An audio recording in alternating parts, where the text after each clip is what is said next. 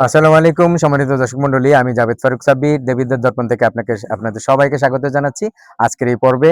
আর আমার সাথে ক্যামেরায় আছেন সবুজ। আজকের বিষয় একটা বিশেষ গুরুত্বপূর্ণ বিষয়, সেটা হচ্ছে আমি ছোটবেলা থেকে যার সাথে চলে অভ্যস্ত হয়েছি, যাকে খুব ছোটবেলা থেকে দেখেছি, যদিও তার সাথে আমার বয়সের পার্থক্য, কিন্তু বন্ধুর মতো চলা, বন্ধুর মতো থাকা, আর এত ছোট বয়সে এত দূরে এসে আমার কাছে থাকার মানুষ আর কেউ ছিল না। তো তার সম্পর্কে আপনাদেরকে আজকে জানাবো, আমিও নিজে কিছু জানবো। প্রথমেই শুরু করছি।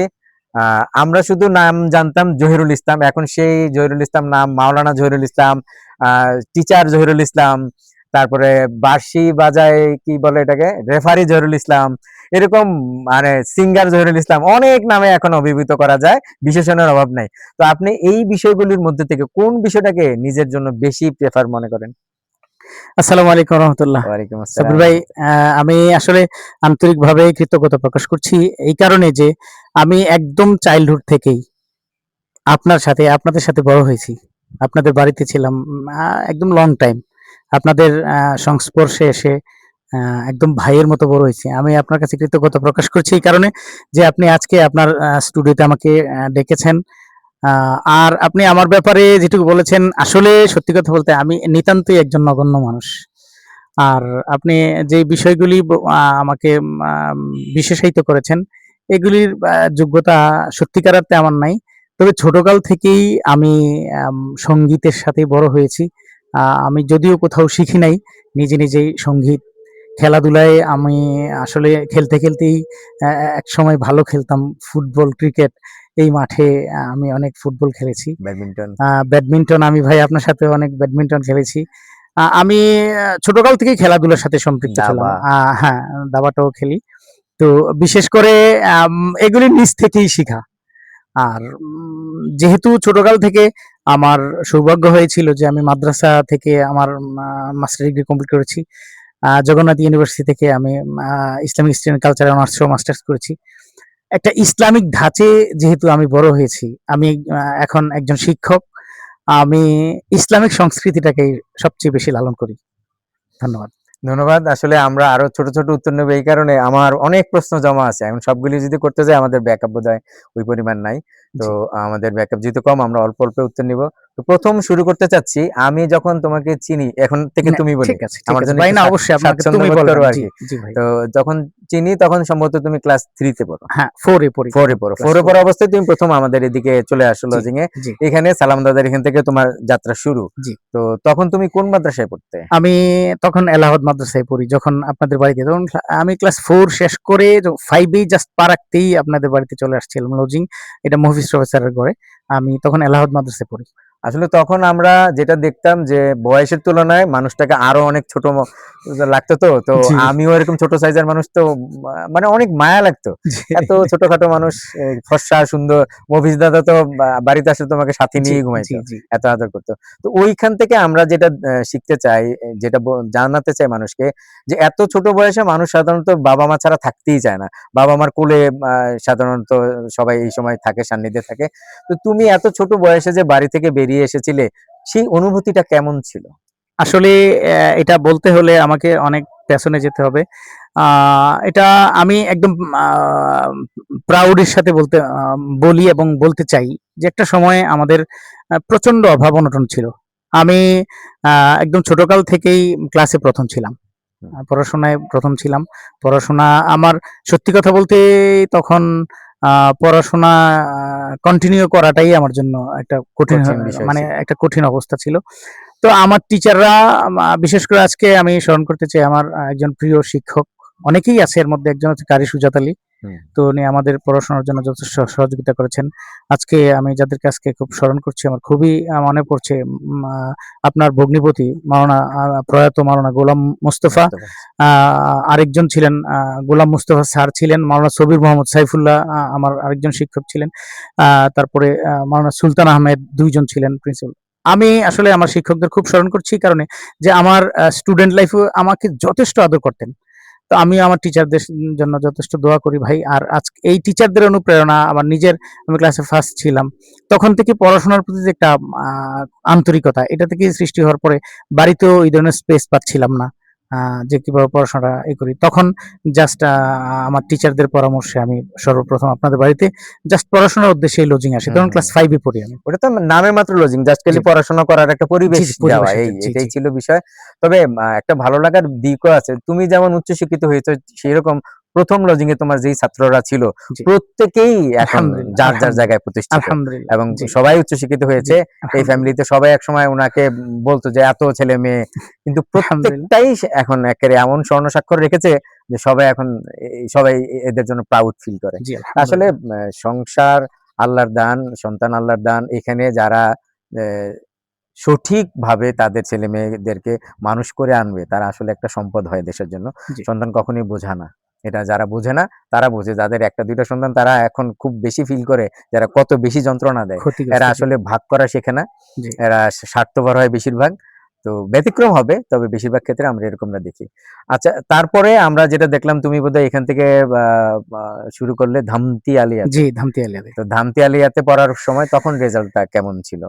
আমি আসলে আপনার কথার প্রাসঙ্গিকতায় আমি একটু পেছনে যাই ভাই। আমি মানুষের জীবনের প্রাপ্তিগুলি অনেক। আমি আলহামদুলিল্লাহ আল্লাহর কাছে যে আমি আমার এই ছোট্ট বয়সে আমি ছোট্ট মানুষ, একজন নগণ্য মানুষ।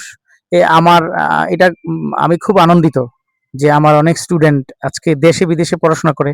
আমার অনেক স্টুডেন্ট ক্যাডার হয়ে গেছে, ডাক্তার হইছে, কয়েকজন আছে। আ এটা হইছে এই কারণে যে আমি একদম ছোটকাল থেকে পড়াই, এই কারণে। আলহামদুলিল্লাহ আল্লাহর কাছে। তো আ আপনি আমার রেজাল্ট জানতে চাইছেন। আমি একটু বলতে চাই। সেটা হলো আমি আ এলাহাবাদ মাদ্রাসা থেকে আ আ ৯৬ সালে দাখিল ১ম বিভাগে পাস করি। পাস করার পরে আমি ধামতি আলিয়াতে তখন ভর্তি হই। ওখান থেকে আলহামদুলিল্লাহ আলেমে আমি ১ম বিভাগে উত্তীর্ণ হই। তারপরে আমার ফাজিল কামিল হয়।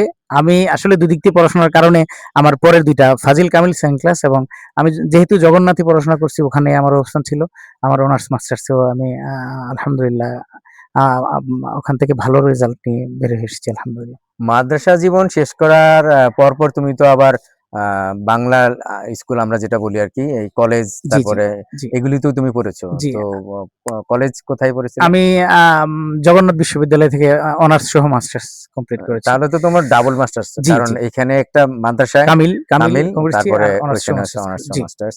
জি। তো শিক্ষকতা পেশায় আসবা এরকম তো আসলে চিন্তাটা কি ছোটবেলা থেকে ছিল? হ্যাঁ, এমন স্বপ্নটা কি ছিল হ্যাঁ, নাকি? এটা আমার একদম ছোটকাল থেকে আমার ড্রিম ছিল আমি শিক্ষক হব।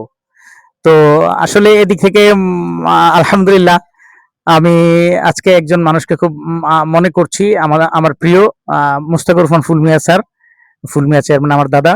আমি ওনার পরামর্শ এবং ওনার সহযোগিতা আমি এলাহাবাদ হাই স্কুলে ২০০৭ থেকে হুম, ১০ হুম, পর্যন্ত হুম।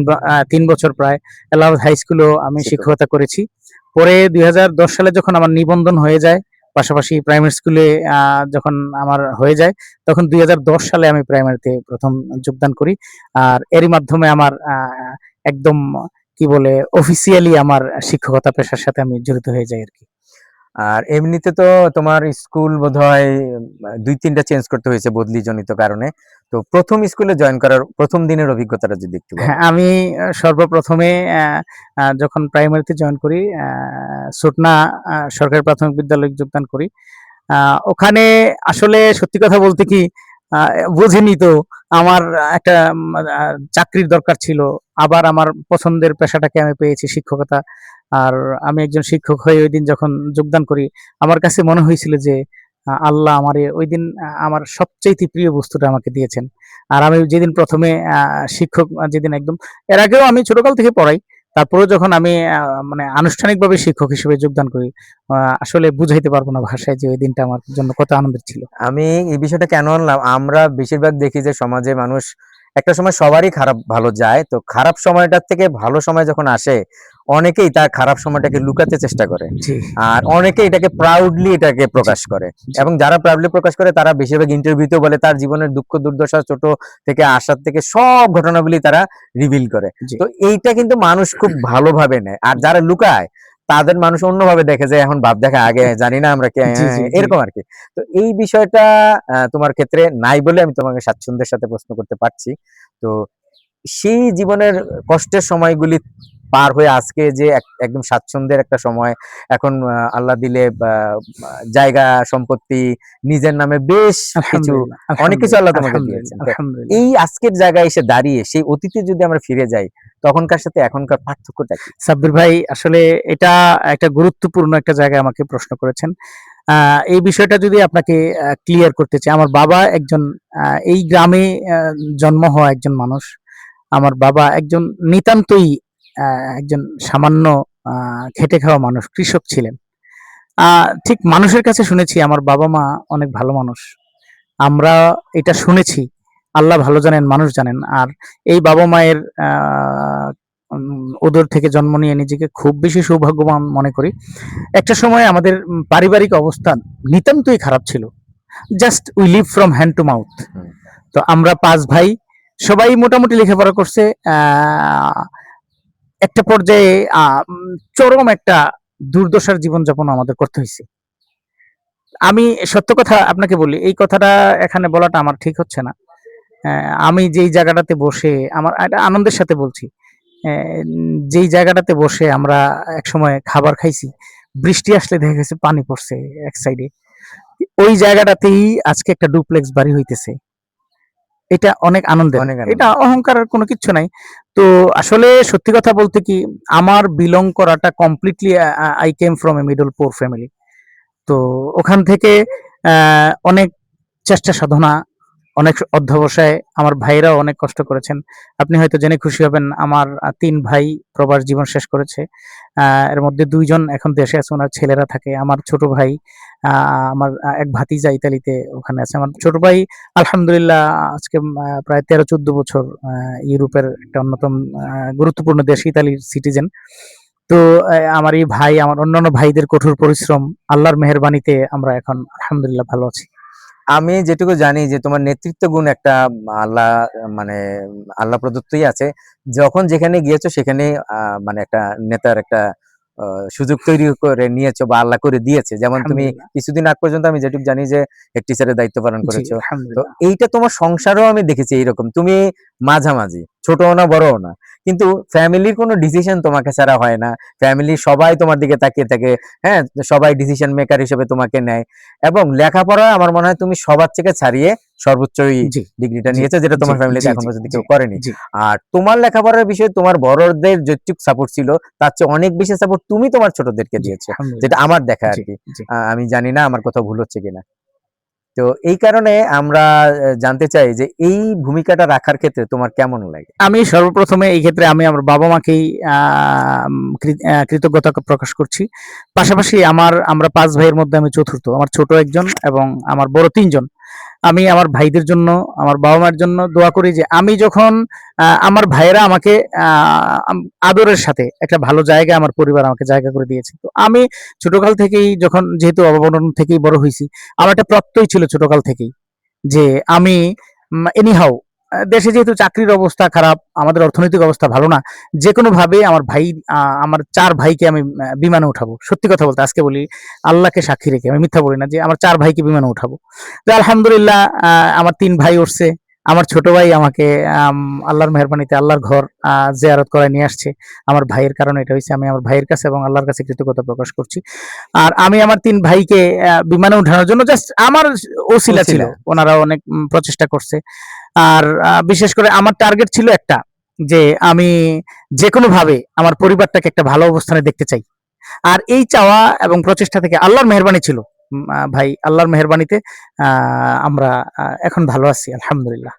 আলহামদুলিল্লাহ। আমরা এই পর্বে একটু বিরতি নেব। আমাদের অনেক লম্বা গল্প আছে। তো আমরা একটু স্পেস নিয়ে তারপর আবার শুরু করব। জি, ধন্যবাদ। ধন্যবাদ ভাই। আসসালামু আলাইকুম। আর এক্সিবি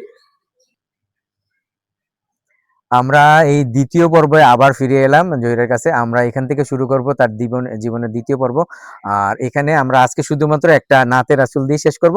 পরবর্তীতে বাকিটা আমরা আরেকটা পর্বে দেখাবো। জি, ধন্যবাদ ভাই। আমি আসলে ইসলামী সংগীতটা করি।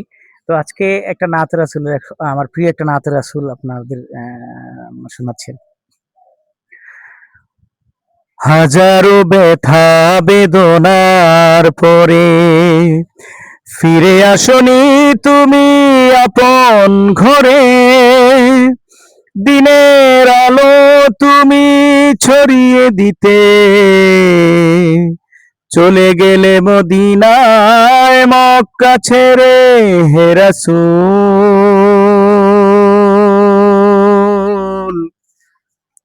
তোমাকে ভুলি আমি কেমন করে হে রাসূল,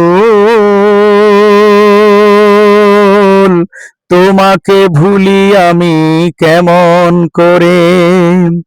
হাজারো ব্যথা বেদনার পরে ফিরে আসনি তুমি আপন ঘরে, দিনের আলো তুমি ছড়িয়ে দিতে চলে গেলে মদিনায় মক্কা ছেড়ে হে রাসূল। তোমাকে ভুলি আমি কেমন করে হে রাসূল, তোমাকে ভুলি আমি কেমন করে। ধন্যবাদ। ধন্যবাদ।